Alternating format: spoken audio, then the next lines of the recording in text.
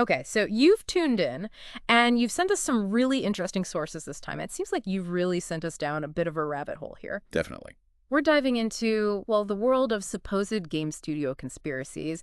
You know, those stories about cursed franchises, maybe cover-ups, just weird stuff happening in the industry that makes you go, huh.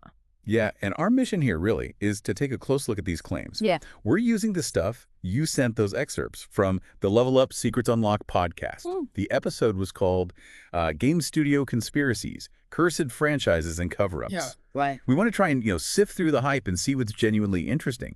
Is it just stories, or is there something more about, like, the industry or fan culture? Exactly. And the hosts on that show, Alex and Jamie, well, Alex seemed like the skeptic. And the voice of reason. And Jamie clearly loves a good conspiracy theory. They brought up some really juicy examples. So, yeah, let's unpack them. First one, it's got to be Silent Hills, right?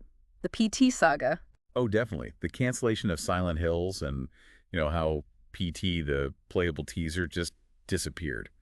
That's still a sore spot for a lot of gamers. That demo was something else. It really was. And according to Jamie on their show, PT wasn't just like a demo, it was revolutionary. So for Konami to cancel the game and basically delete PT from existence, well, Jamie thought that was super suspicious. Yeah, she hinted it might be more than just, changing business plans, maybe something darker, like a curse. A curse. Yeah, and she mentioned how some fans felt the game itself was almost haunted. Right, the whole atmosphere, Lisa the ghost. Some people apparently claim she was showing up in their dreams. That's how intense it was. Whoa. Okay, that's pretty creepy. And then there was that fire at Konami HQ after the cancellation. Mm-hmm. Jamie brought that up. If you're looking for conspiracy links, the timing is, well, it's noticeable. Sure is. But Alex, the other host, he had a more, let's say, down-to-earth explanation. Yeah, basically Konami probably just shifted focus, business stuff, maybe more focus on their pachinko machines, which make a lot of money. Makes sense. And the fire, Alex just shrugged it off as maybe bad wiring. Unfortunate timing, but maybe not connected. Which, yeah, realistically, that's probably closer to the truth. But still, you remember how innovative PT felt? That sheer terror. Oh, absolutely. Its disappearance left such a gap, you can kind of see why people would fill it with these, wilder theories. It's that unfulfilled potential, isn't it? Yeah. PT was so promising, and then poof, gone. That void just invites speculation. It really shows how invested players get. Jamie even asked, what if Konami found something genuinely sinister in the game itself? Pure speculation, of course. Of course. Yeah. But it taps into that fascination with the unknown, right? Okay, let's move away from potential ghosts for a second. Head back to the arcades. The smoky arcades of the 80s, maybe? Polybius. Heard of it? Polybius. Oh, man. That's the ultimate gaming urban legend. It's like the story just exists, but the game itself maybe never did. And Jamie on Level Up described it like something out of a sci-fi movie. A game that brainwashed kids caused seizures. Yeah. And then just vanished. Supposedly collected by, shady men in black suits. Classic. Like a CIA experiment or something gone wrong. Total conspiracy fuel.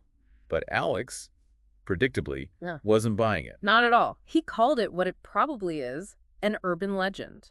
Zero actual proof it ever existed. Right. Especially back then, before the internet made fact-checking so easy, these stories could really take off. But the weird thing is, you still hear people claiming they played it. I know. They talk about glitchy graphics, psychedelic colors, amnesia. It's bizarre. It's like the story itself became so powerful it created these, well, maybe false memories, collective imagination. Could be. The power of suggestion is strong. And the fact there's literally no physical evidence, no cabinets, no code, nothing credible, it really points towards it being a myth that just grew legs. Still, you gotta admit, Polybius is a heck of a story. Oh, for sure. And like Alex mentioned, the legend even inspired a real indie horror game. So these stories, even if they're fake, they can still have a real impact. It's so true. Okay, so we've had ghosts and maybe government mind control games. Let's shift to something a bit more grounded, maybe. The Madden Curse. Ah, yes, the Madden Curse, a sports gaming classic. The idea is if you get on the cover of the Madden NFL game, you're doomed. Basically. Bad season ahead, injuries, poor performance, you name it. Jamie naturally had a fun take. Maybe EA is sacrificing these players to the gaming gods. Ah, sacrificial lambs. Alex, though, he looked at the numbers. He admitted it was suspicious. Something like 18 out of 23 cover athletes hit a rough patch. Wow, that many. Yeah, but he also suggested more logical reasons, the immense pressure of being that player, the face of the game. Plus, football is dangerous, injuries happen, bad luck happens. Yeah, that's fair. But Jamie had those specific examples that really stick with you. Garrison Hurst broke his ankle right after being on the Madden 2000 cover. Ouch. Yeah. And even Patrick Mahomes won the Super Bowl, gets the cover for Madden 22, then loses the next Super Bowl. Coincidence? Maybe. But it feeds the narrative, doesn't it? It absolutely feeds the narrative. We love patterns, especially when something bad follows something good and highly visible, like getting the Madden cover. We look for reasons, even if it's just chance. Alex's joke was pretty good, though. If he ever got on the cover, he'd just live in bubble wrap. Smart man. It just shows how much the idea has seeped into the culture, even if you don't really believe in curses. Okay, one more gear shift. Let's talk about development culture. Ubisoft and Assassin's Creed. Right, this moves away from curses and more towards maybe alleged internal issues, corporate pressure, that kind of thing. Exactly. Jamie brought up supposed leaked emails. The claim was that Ubisoft pushed super hard for yearly Assassin's Creed games. Why? To keep shareholders happy. Even if it meant burning out the developers, pushing them to the absolute limit. And Alex kind of agreed that, yeah, fans definitely felt some of those games were rushed, they lacked polish, maybe didn't innovate as much, but he questioned if burnout automatically equals a conspiracy. Right. It might just be the harsh reality of AAA game development sometimes. Really demanding schedules, intense pressure. And Jamie used Assassin's Creed Unity as the poster child for this. Remember that launch? Oh, boy, do I.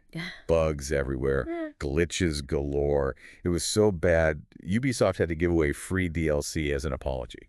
And Jamie framed it like, was this just rush? Or could it have been something more like sabotage because the teams were so overworked? That seems like a stretch, maybe. Yeah. Alex had a simpler term. Crunch time hell. Just the result of pushing too hard too fast. Yeah. He also had that funny line about Unity's glitches, like the faces disappearing and stuff, calling them unintentional NFTs. Like unique broken digital art. That's pretty good. It shows how even the fails become legendary in gaming. Definitely. So before we sort of wrap this all up, the Level Up episode also had that listener voicemail section. Gives a peek into other fan theories floating around. Oh, yeah, that was interesting. What were they again? Well, one listener brought up Capcom canceling Mega Man Legends 3. For some fans, that feels like this ongoing curse, stopping a beloved series revival. Right, the dream that never came true. And the other one? The Darkstalkers curse. Yeah. Which, yeah, a lot of fighting game fans feel that one. People keep asking, begging for new Darkstalkers. And Capcom just keeps making Street Fighter stuff or Resident Evil remakes instead. Exactly. It's maybe less a supernatural curse and more the curse of, fan hopes not matching company plans. Alex joked that Capcom's probably just too busy counting their Resident Evil money. Probably not wrong. It highlights that gap, sometimes a frustrating one, between what the hardcore fans want and what the big companies decide to do. Well, this has been quite the journey, huh? Through the spooky, the strange, and maybe just the misunderstood corners of gaming conspiracies, all thanks to those Level Up podcast clips you sent.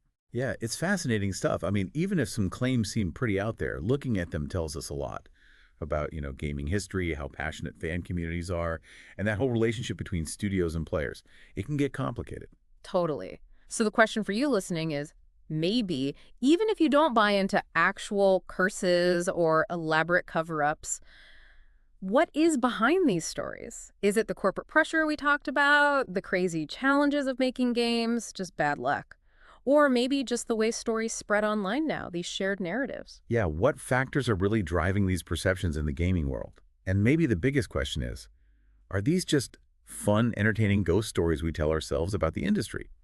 Or do they actually tap into some real anxieties, some genuine observations about how things work or sometimes don't work in the world of video games we love? Something to think about. What other corners of gaming might have their own curses or conspiracy theories lurking based on what you've seen or heard? Lots to explore out there.